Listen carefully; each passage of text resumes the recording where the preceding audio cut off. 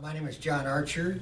I'm the artist that did these paintings, and I got my start. Actually, I didn't start painting seriously until I was about 40 years old. Okay. But when I was in grade school, the kids said, "Oh, you're going to be an artist," because I could kind of draw horses. Okay. But then I got away from that and the sports and all the other stuff. And I got the idea, actually opera got me into painting. Oh. I thought people might like a drawing or painting of their favorite opera singer. Sure. So I sought out an artist to do the project for me. He did a couple. And it wasn't very successful as far as making any money on it. But it got me into painting. Okay. He was teaching a moonlight class, and I joined it and started painting, and we decided, well, maybe there's some possibility here. Sure. So, so I've been painting now about 40 years. Started when I was about 40. Okay. And did you always know that you were going to do all of your paintings about the opera? that was my biggest interest at the time, yes. Okay. Yeah. Okay. And I'm just assuming that, but most all your work is about opera singers. It has been for a long time. Okay. Now, the last several years I've been doing American Indian painting and some sports painting. Sure. But yeah, opera was my first love. Nice. Very nice. And are you here local, John? Where are you from? Well, I was born in Grand Rapids, Michigan. Okay. I went to Burton Junior High School. Would have gone to South, but my family moved out to Wyoming, and I started in 10th grade at Wyoming and graduated from Wyoming Park. Okay. So Yeah. So Wyoming, meaning Wyoming, Michigan, not Wyoming Yeah. State. yeah, right. right. Okay. Can you share any specific like sources of inspiration for your art, like that you might intermingle together? Well, opera is very international. Some people think all opera singers are Italian. Well, that's not true. They're Scandinavian. They're from everywhere. And my first love of opera singers came from a Swedish singer named Jussi Björling, and he's still my favorite opera singer today. He and Enrico Caruso unfortunately died very young, at age 48 and 49. Okay. Wow. So, but yeah. That was your inspiration. Yes. Yeah, for Yes. sure. Well, I like your artwork that's here on exhibit is so beautiful and eclectic because it seems to encompass so many different regions of the world, and I love that. I really do. Thank you. Yeah, absolutely. Now, what I normally do is I start with the characters and build the painting around it, Okay. because I would never have imagined this whole painting looking like this before In the I started. beginning. Mm-hmm. So yeah, I put in the main characters, and then I'll do that. And put the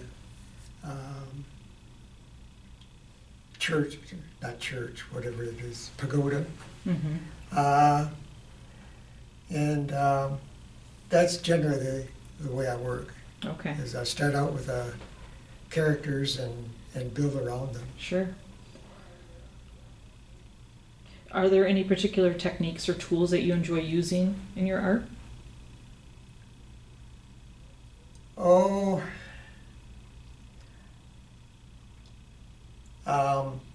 I love working with the colors, and in the American Indian paintings that I'm doing now,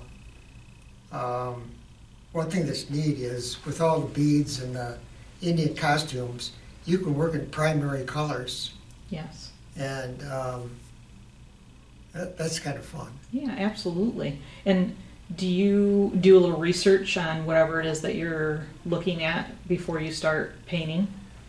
Yes, yes I Okay. do. Okay. So, what kind of research do you normally do? Like everyone else, Google, or do you look back in books? I'm a book person, so. Yeah. No, I love to read about art. Mhm. I love to read about music. I love to read about composers Sure. and performers, and that's where I get most of my information. Awesome, awesome. Do you think that there's any artists or movements that have influenced your work?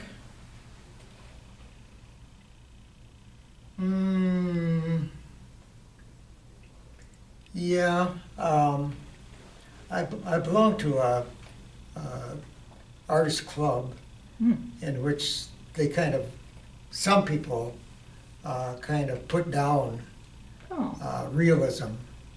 Well, if you're going to just paint it like a photograph, just hang a photograph. But you have to go back to Raphael and people like that, that some of their work was very, what we would today call photographic. mhm. And so, yeah, I love the realism. I don't think I could, sometimes I wish I could paint with a broader brush, Okay. but it doesn't work for me. No. And how so? Like, how would you like to do that, if you could? Well, I've seen people that on TV that do a painting, Mm-hmm.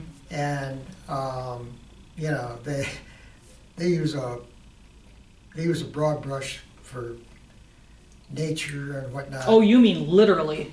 Yeah, Okay, I gotcha. but I can't do that. Yes, yes. I can relate to that. Can you tell me about any noteworthy exhibits or projects that you've been involved with, other than this one today? Yes, I had a friend from grade school and junior high school, and a friend continuing after that, that became a Hollywood screenwriter. Oh, amazing. I did a project for him in which I did several movie stars in some of their famous roles, Oh, and that was good for me because I learned to finish things and finish them in a timely manner. Yeah. Mhm. I could use a little of that. So speaking of that, about how long does it take you to finish a painting, from start to finish? Well, like I said to someone else, I don't keep track of the hours because if I did, I'd probably do something else. But, just some of these paintings out here of just one person, probably 40 hours, something like that. Okay. I probably got 100 hours in this. Sure. Well, everything in time, because there's so much delicate detail that can't be rushed, right? Yeah. Nice. And you had mentioned that this one was one of your favorites. Why? Well, first of all, I have a fascination with the Orient, China and Japan. I think Japanese gardens are one of the most beautiful things in the world.